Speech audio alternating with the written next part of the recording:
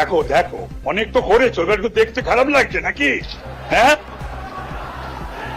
মাননীয় স্পিকার মহোদয়, আমি প্রথমেই আপনাকে দেশের প্রাচীনতম এই যে পবিত্র হাউস, সেই হাউসের এই হাই অফিস, সেখানে নির্বাচিত হওয়ার জন্য ইউনানিমাস আপনাকে আমি শ্রদ্ধা জানাই, অভিনন্দন জানাই। আজকে এই 26-এর ধর্মযুদ্ধে, এটা তো মেয়ার একটা ইলেকশন ছিল না, এটা শুধুমাত্র একটা সরকার গড়ার আর নির্বাচিত হয়ে আসার ইলেকশন ছিল না, এটা ছিল ধর্মযুদ্ধ।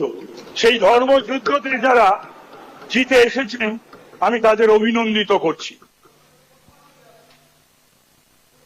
স্যার, একটা জিনিস করতে হবে, মাননীয় মুখ্যমন্ত্রী রয়েছেন, এই সদনে কোন রাষ্ট্র বিরোধী স্লোগান, দেশ বিরোধী স্লোগান চলবে না, আইন করে বন্ধ করতে হবে, আইন করে বন্ধ করতে হবে, প্রয়োজনে বিল এনে। পশ্চিমবাংলা সাপ মুক্ত হয়েছে, পশ্চিমবাংলা পাপ মুক্ত হয়েছে, পশ্চিমবাংলা ভয় মুক্ত হয়েছে। যারা যারা হাউসের ভেতরে, মাননীয় শোভনদেব চট্টোপাধ্যায় মহোদয়, তাকে বলতে হলো, এখানে এক বলতে হচ্ছে, কিছু করার নেই। কালকে কেউ হাইকোর্টে গেছিলেন, আজকে সর্বভারতীয় তৃণমূল কংগ্রেসের সারা বাংলার দল, তার আবার সর্বভারতীয় সাধারণ সম্পাদক, সে ব্লক অঞ্চল থেকে বিজেপি প্রার্থীদের, থামুন, বলা যায়, জানেন কিছু, থামুন, টাকা সব বলা যায়, এটা ও কিছু হবে না বলে উঠে লাভ নেই, বসো, উঠে লাভ নেই, বসো, না বলতে দিতে হবে। নাম করিনি, সে বলেছিল তাদের হাড়গোড় ভেঙে দেওয়া হবে। আমি বলবো সে যেন এবার বেরোয়, বিজেপি কিচ্ছু করবে না, তার ব্যবস্থা তৃণমূলই করবে, জনগণ করবে।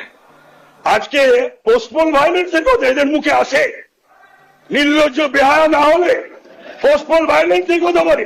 একটা নির্বাচন হয়েছে পশ্চিমবাংলায়, রক্তপাতহীন, লাশহীন, এই সাইন দেখিয়ে রক্তের ওপর দিয়ে, লাশের ওপর দিয়ে আজকে 150-র ওপর গুনতে হতো স্যার আপনাকে লাশ।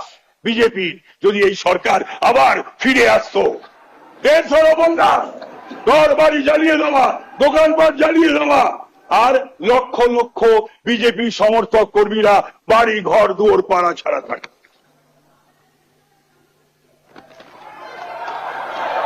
তো সুতরাং আমি বলছি না, একটাও হয়নি, হলে পরে 12,500-এর নাম থাকবে আমার, আমি জেলে যাব। আমি যদি, মাননীয় মুখ্যমন্ত্রী, আমি যদি কোন রকম কোন ভায়োলেন্সে জড়িত থেকে থাকি, ওই 12,000-এ আমার নাম থাকে, আমি জেলে পাঠিয়ে দেবেন তো, যেমন এদেরকে পাঠাবেন, আমায় পাঠিয়ে দেবেন। থামো, চুপ চুপ চুপ, চুপ করিয়ে দেবো, আস্তে। তাই আমি বলবো আপনি অপেক্ষা করবেন না নবান্নের বা রাইটার্সের ফোনে, আপনি অপেক্ষা করবেন না নবান্নের বা রাইটার্সের চিরকুটে। এই অগাস্ট হাউসকে অপবিত্র করেছে, এই অগাস্ট হাউসের পবিত্রতা ফিরিয়ে আনার দায়িত্ব আপনার উপর নষ্ট হয়েছে, আপনাকে সেই দায়িত্ব পালন করতে হবে। এই বলে আমার বক্তব্য শেষ করছি। জয় শ্রীরাম, ভারত মাতার জয়।